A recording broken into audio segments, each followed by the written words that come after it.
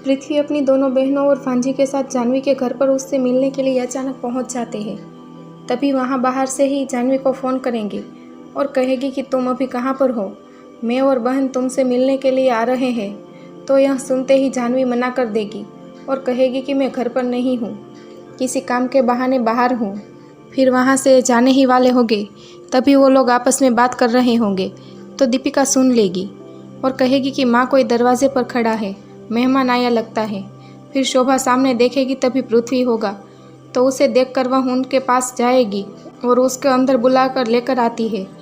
फिर सभी लोग जब बैठे होंगे तभी पृथ्वी कहेगा कि हम तो यहाँ पर जानवी को मिलने के लिए आए थे, क्योंकि बहन चाहती थी, लेकिन वो अभी घर पर नहीं थी, इसीलिए हम जा रहे थे। तो दीपिका और शोभा दोनों साथ में बोलेंगे कि वो घर पर ही है और कहाँ पर जाएगी। तो यह सुनते ही वह तीनों चौंक जाते हैं।